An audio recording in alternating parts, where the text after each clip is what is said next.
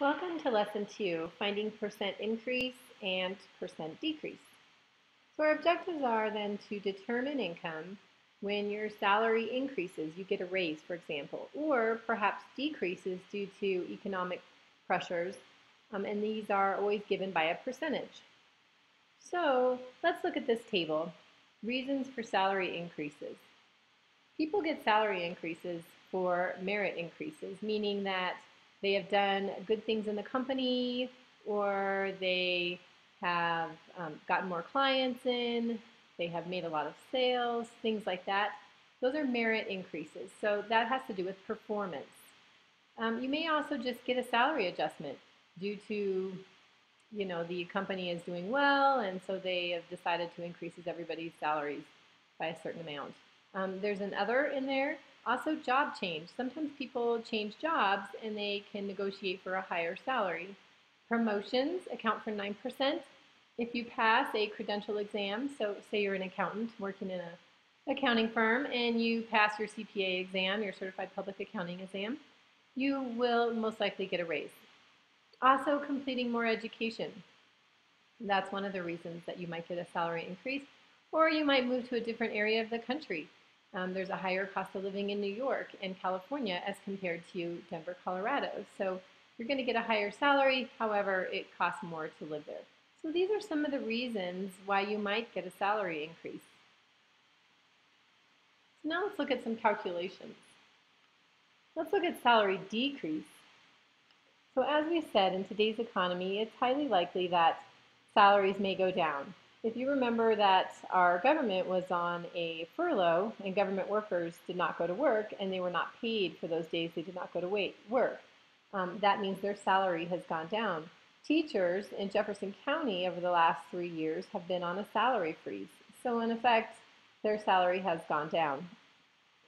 So here is a table showing the salary percent decreases for architects. So the principals or partners are the owners of the firms.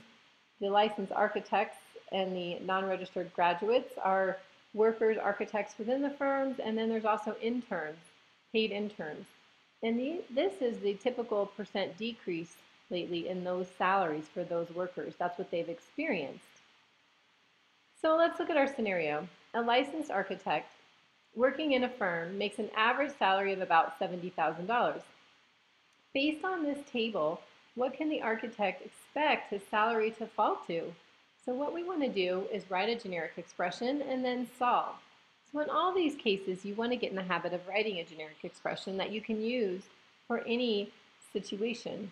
So again, Y is going to be, as always, our income.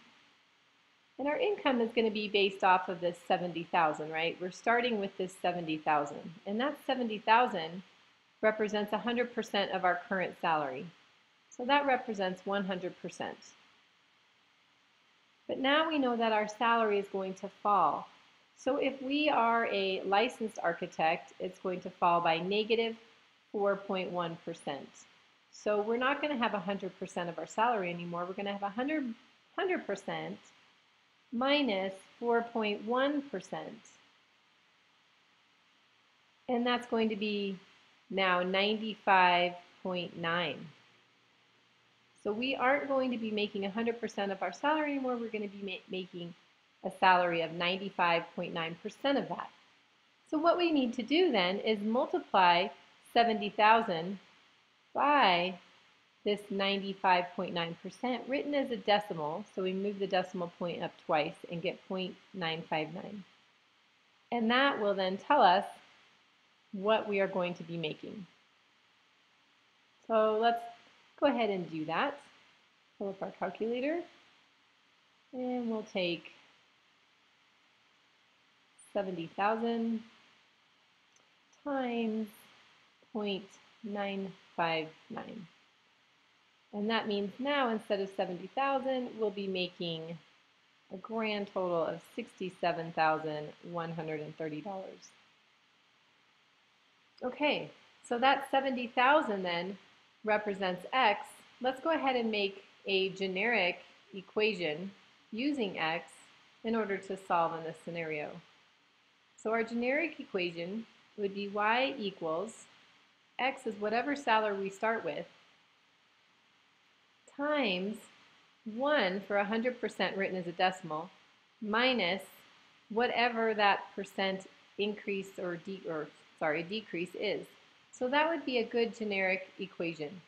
And what we would want to do here is that actually instead of writing percent, let's go ahead and write our percent in there. It was 0.959. And that is an example of a generic equation that will work for any of our architects that are losing money. Okay, let's move on to salary increase. So in this situation, we have a table of different positions, their salary ranges, and the percent increase in salary they might be experiencing over the next year or so.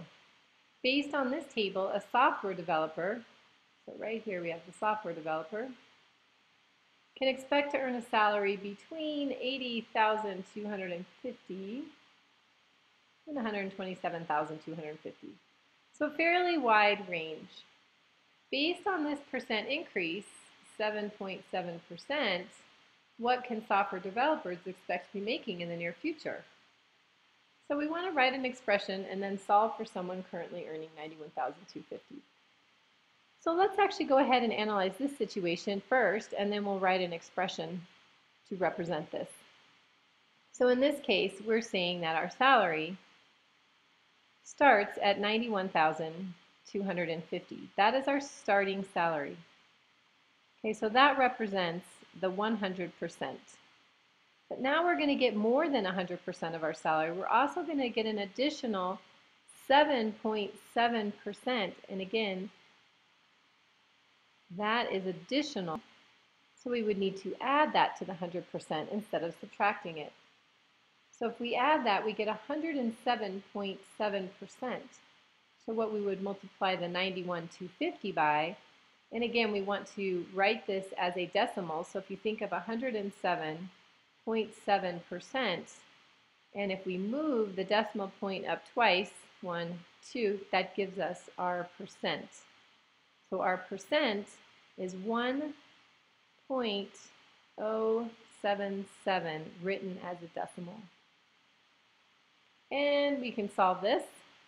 So let's go ahead and pull out our calculator again and solve this. So we would have 91,250 times 1.077, and our new salary would come to $98,276 and 25 cents a year.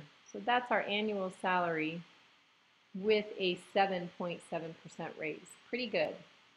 Okay, now let's go ahead and write this as a generic expression, something that we could use for anybody. So right away, we don't know what everybody's salary is, so we can call that X.